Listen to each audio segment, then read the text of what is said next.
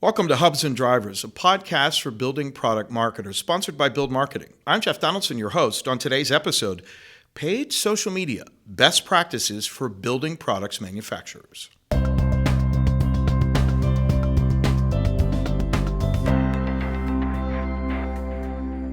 Thanks for joining us. 4.9 billion. According to Forbes, that's the number of people that are on social media on a regular basis across the globe. The number is expected to rise to nearly 6 billion in 2027. 6 billion, and that's only 4 years from now. Let's drill down a little bit further, though. At least one survey tells us that 75% of B2B buyers inform their decisions based on what they see on social media. Translation: if you are a building products manufacturer, your target audiences are on social media on a regular basis. Now, here's a question for you. Has your brand developed a paid media strategy for communities that include LinkedIn, Facebook, and others? And if you haven't, how do you even get started? Here to kind of drill down on that and to explore it a little bit more are some of our in-house experts here at Build Marketing. Amy Myers, Vice President of Paid Media, and Candace Howell-Williams, a social media specialist here at the agency. Ladies, welcome to Hubs and Drivers. Thank you. This is something that I think every one of our viewers or listeners might say. First off, I'm already on social media. My brand is on social media, on Facebook, on LinkedIn. Why do I need to pay to be on social media, Amy? To help broaden your audience. But I think even before that, you have to decide what's the appropriate channel for you, right? So this is like when websites came into existence and everybody had to have a website, right? So now it's like everybody has to have a Facebook page. Everybody has to have Instagram. Yeah. Or do they? Because, where you spend your paid dollars is important. And I think for us in the niche market that we're in, not all of those work equally well, right? So if you're going to invest dollars, you have to figure out where is the low-hanging fruit. And what we have found is that generally is on LinkedIn.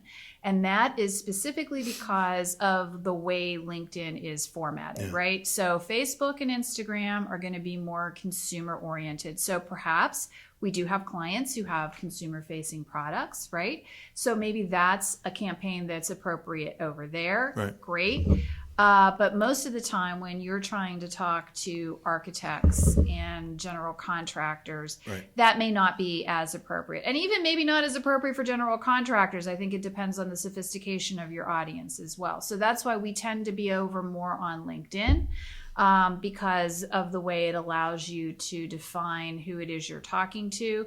And then that comes back to your department where you can then start crafting appropriate messages based on the fact that you can get to that target audience. It's fair to say, though, Candace, that you've got to be on social media initially from an organic perspective before you would even consider a paid media strategy. Talk a little bit about that. Yeah, absolutely. So you have to set up a presence, and kind of like what Amy was saying, you have your website, but how are you driving people to your website, especially if you're, you cater to a broader audience. You might not only cater to your local audience. You might want to go out of the state, out of the country, and you want to be able to build brand awareness and a presence and let people know that not only are you're in business, but you're active and you want to know your customers. You want to be able to give them,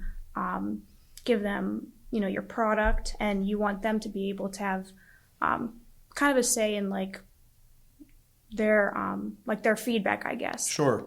An opportunity for them to engage with the brand in some sense. Yeah, it creates a level playing field, and we know that about social media in that everybody has a voice, so that a brand is much more approachable if you can interact directly with them. In fact, I know we've seen studies and seen research out there that in many cases people start their customer service journey on social media. Years ago, for those of us who remember, you'd start with a phone call, but typically people start on social media or in some way digitally, so it's a pathway to engage a brand. Absolutely. You have to think through how you're going to populate that, because you have to feed the beast constantly, right?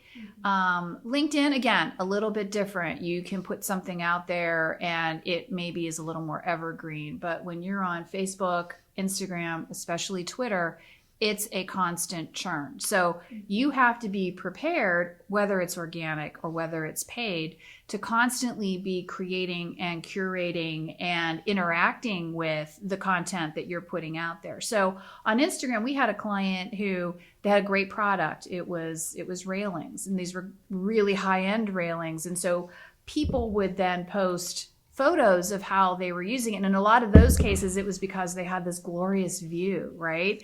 And then that really translated well back on the back end for, that client's Instagram photos and even a little bit on Facebook. But, Twitter, on the other hand, maybe that isn't, although people feel obligated for some reason to have every single channel. Well, you know what? If you're not prepared to constantly feed that beast, it probably isn't, worth your time, energy, and effort, because you're not going to see anything from it. So kind of think through that. Where am I going to focus my energies, and what am I expecting to happen as a result of all of that? So that's always important to figure out what your goals and objectives are. What are you trying to accomplish? So if we were to, in some sense, build this from the start, it's first, you need to have a presence on social media. You need to be, in some sense, presenting your brand in an impactful and compelling way, and consistently developing content that's relevant to your audience and engaging on a variety of channels that you believe are appropriate for your brand. And then when it comes to bringing money to the table, it's a matter of choosing which platform makes more sense to invest in. But I guess let's go a little bit further. If I'm a brand, if I'm a building products manufacturer, and I'm on Facebook and LinkedIn and Instagram, let's just say, for instance, and I decide maybe I need to think about paid social media, where do I start? What are the first few steps we need to take? How much are you willing to invest? Because all of these platforms are going to tell you, you can spend exactly what you want. But then when they want to optimize things, it's like, oh, if you just spend a little bit more. So how much are you willing to invest? What do I want to have happen as a result of this engagement? How am I going to maintain this? Because I think we've seen a lot of people who think it's set it and forget it. And that's another deadly downfall, right? Where if you're a consumer or whatever going to look at this company's profile and it hasn't been updated, and we've seen this in years. Right. Or it sends such a message. Months. Yeah, it's like nobody's minding the store. We don't care about this. Or you start to think, is this company still in business? I mean, it sends out a lot of signals. So, you have to decide. That's the other thing. You have to decide who is going to tend this garden regularly, right? Are you going to go there? People are going to leave comments. People are going to reach out that way. Who's the person who's going to go in there and tend the garden? I always think it's interesting, too, how commenting and private messaging is really substituted the phone call. People aren't as willing to talk directly to the company anymore. Right. They want to know that you're, to your points, you're monitoring and you're alive. There's somebody in there. So, and even in my day-to-day, there are times where I get a message, and if I have a question about a certain product, they're not the first ones to hear about it. I am. So, in terms of monitoring, it's super important that, and this is where back-end tools can come into play, like Hootsuite or even Facebook Business Manager, or just making sure that you're set to a schedule to monitor, the comments, good and bad, and act appropriately. Yeah. Let's get back to the paid side of this, because we want to do what we can to provide guidance in terms of building that paid plan. You touched on this, and I want you both to go a little bit further, because this is the key. There aren't any of our clients, or likely any of our prospects, that have unlimited budgets. And when it comes to paid media, social media is only one consideration when it comes to paid media, paid advertising. There may be other commitments that a brand might make. If they're going to look to set aside budget for paid social media, how do you know which channels to emphasize? You started down that road, but I want to go a little bit further. It depends on who your target audience is. And then, thinking about, how is this channel reaching that audience? So if I was trying to reach consumers, I'm probably not going to be over on LinkedIn.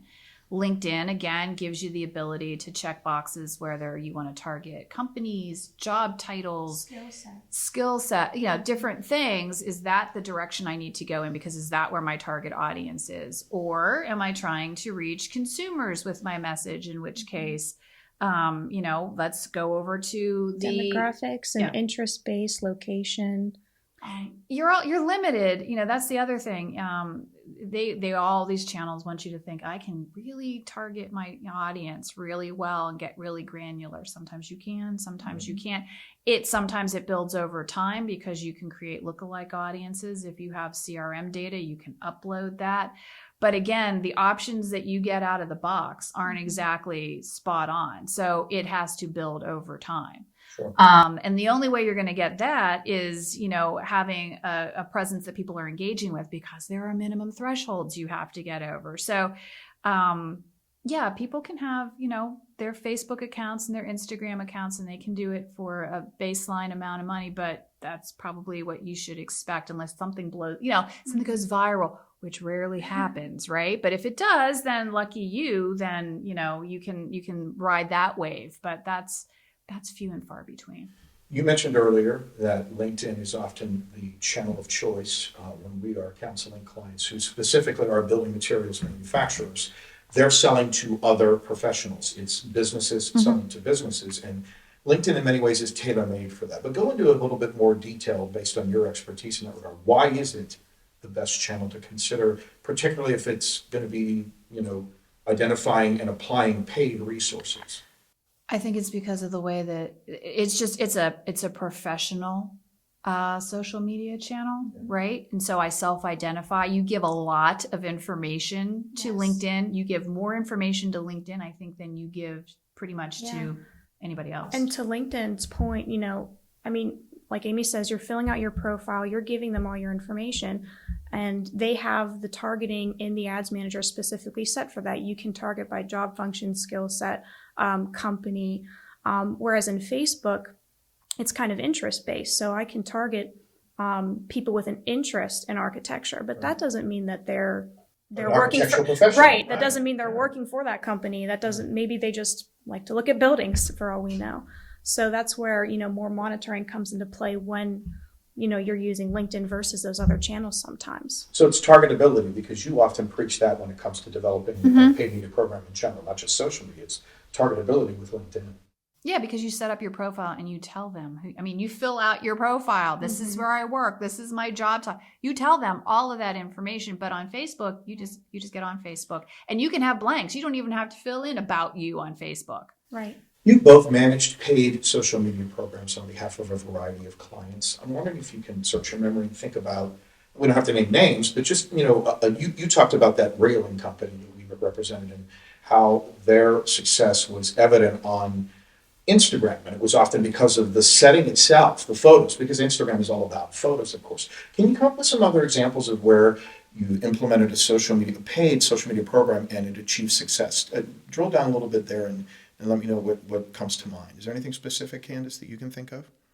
I can think of one in particular. I worked with a client, and it was a food-oriented business. So the aesthetics played into it, but we had set up a brand awareness campaign on Facebook and Instagram that was local to the area. It was a very small operation. And then from there, we also had retargeting to certain criteria to try and lead them down the funnel. So just going back in my mind, it was interesting to see how people interacted with the top of the funnel towards the middle, and then possibly viewing the product or going towards buying. And from there, we had tried to set up a catalog as well. And that's another thing too. Sometimes people are buying straight from Facebook. So you might want to kind of invest more into that back end of the ad manager, the business manager, and managing the catalog. You've even managed, Amy, you've even managed paid social media programs on behalf of the agency. What learnings have you been able to take away from that? I know in the meetings that we've had, sometimes it's a function of freshening the creative and realizing when something necessarily has a stale date. So it's not just about the resources you're applying from a financial perspective, but the message you're putting out there. Right. So that goes to the measurability and the reporting side of this, because you can see how it builds, and then you can see when it peaks, and then as it declines in terms of the amount of engagement you're getting, that's when you know to go back and say, I need to refresh it. So That was eyes wide also- open when you go in, understanding what your message is, what your goals and objectives are. How much are you going to set aside from a budgetary perspective? What platforms make the most sense based on your target audience? What tools are you going to implement to ensure that you're optimizing it over a period of time, and understanding that it has to be constantly fed fresh content in many ways, which is not much different than a paid media campaign on another platform, not just on social media. So we talked a little bit about this, but I want to delve into it a little bit further. How do you go about measuring success?